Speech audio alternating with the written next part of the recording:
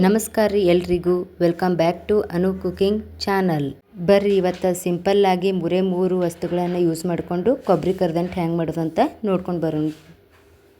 ನೋಡ್ರಿ, ಬೆಲ್ಲ, ತುಪ್ಪ, ಕೊಬ್ಬರಿ ಈ 3 ವಸ್ತುಗಳಿದ್ರೆ ಸಾಕು ನೋಡ್ರಿ. ನಾ ಇಲ್ಲಿ ನೋಡ್ರಿ 2 ಕಪ್ ಹಸಿ ಕೊಬ್ಬರಿಗೆ 1 ಕಪ್ ಬೆಲ್ಲ ತೊಗೊಂಡಿನ್ರಿ. ಎಷ್ಟು ಕೊಬ್ಬರಿ ಇರ್ತದೆ ನೋಡ್ರಿ ಅದರ ಅರ್ಧದಷ್ಟು ಬೆಲ್ಲನ ತೊಗೋಬೇಕ್ರಿ.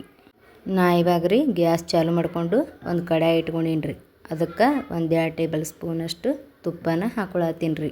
ನೀವು ನೋಡ್ರಿ ನಿಮ್ಗೆ ಎಷ್ಟು ಬೇಕು ತುಪ್ಪ ಜಾಸ್ತಿ ನೋಡಿ ಸ್ವಲ್ಪ ಜಾಸ್ತಿನೂ ಹಾಕೋಬೋದು ರೀ.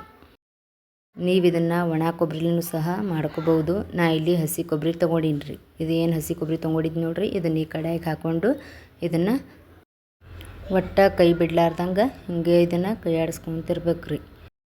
ಇದ್ರಾಗಿರೋ ನೀರಿನ ಅಂಶ ಎಲ್ಲ ಹೋಗಿ ಕೆಂಪಾಗಿ ಆಗೋ ತನಕ ಹಿಂಗೆ ಹುರ್ಕೋಬೇಕು ರೀ. ಇದನ್ನೀಗ ಒಂದು ಪ್ಲೇಟಿಗೆ ತೆಗೆದಿಟ್ಕೊಂಡು ಒಂದು ಬೌಲ್ ಏನು ಬೆಲ್ಲ ತೊಗೊಂಡಿದ್ದೀವಿ ನೋಡ್ರಿ ಅದನ್ನೀಗ ಇದೇ ಕಡಾಯಿಗೆ ಮತ್ತೆ ಹಾಕೋಬೇಕು ರೀ. ಹಾಕ್ಕೊಂಡು ಇದಕ್ಕೆ ಎಷ್ಟು ಬೇಕು ನೋಡ್ರಿ ಅಷ್ಟು ನೀರು ಹಾಕ್ಕೊಂಡು ಇದನ್ನು ಬೆಲ್ಲನ ಕರಗಿಸ್ಬೇಕು ರೀ. ನೀವು ನೋಡ್ರಿ ಬೆಲ್ಲನ ಹೆರ್ಚು ಮಣ್ಯಾಗ ಹೆರ್ಚಬೇಕಾದ್ರೂ ಹಾಕ್ಕೋಬೋದು ರೀ. ನಾ ಇಲ್ಲಿ ಕೊಟ್ಟಿ ಪುಡಿ ಮಾಡಿ ಹಾಕ್ಕೊಂಡೀನಿ ರೀ. ನಿಮ್ಗೆ ಹೆಂಗೆ ಅನುಕೂಲಕ್ಕೆ ಬೇಕು ನೋಡ್ರಿ ಆ ಥರ ಹಾಕ್ಕೊಡ್ರಿ.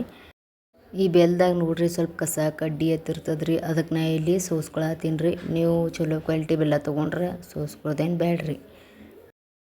ನಾ ಇಲ್ಲಿ 1 ಇಳಿ ಪಾಕ ತೊಗೊಂಡು ಕೊಬ್ಬರಿ ಕರ್ದಂಟು ಮಾಡತ್ತೀನಿ ರೀ.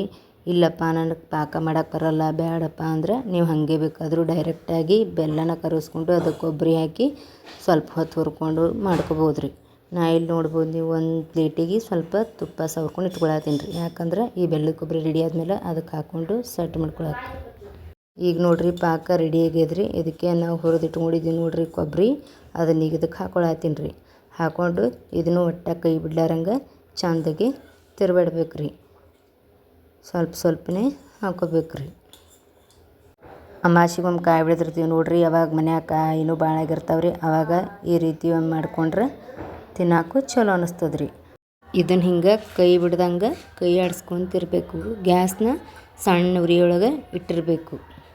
ಇದು ಸ್ವಲ್ಪ ಅಂಟು ಆಯ್ತಂದ್ರೆ ಇದು ರೆಡಿ ಆಗ್ಯದತ್ತ ತಿಳ್ಕೊಬೇಕು ನೋಡ್ರಿ. ಈಗೇನು ನಾವು ತುಪ್ಪ ಸವರಿಟ್ಕೊಂಡಿದ್ದೀವಿ ನೋಡ್ರಿ ಆ ಪ್ಲೇಟಿಗೆ ಇದನ್ನು ಹಾಕೊಳ್ಳೋಣ್ರಿ.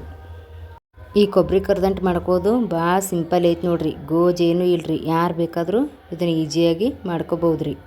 ನೋಡಿದ್ರಲ್ರಿ ನಾ ಸಿಂಪಲ್ಲಾಗಿ ಕೊಬ್ಬರಿ ಕರ್ದಂಟು ಹೆಂಗೆ ಮಾಡೋದು ಅಂತ ಹೇಳಿಕೊಟ್ಟೆ. ನೀವು ನಿಮ್ಮ ಮನ್ಯಾಗ ಒಮ್ಮೆ ಟ್ರೈ ಮಾಡಿ ಹೆಂಗೆ ಬಂತಂತ ಹೇಳಿ ಕಮೆಂಟ್ ಮಾಡಿರಿ.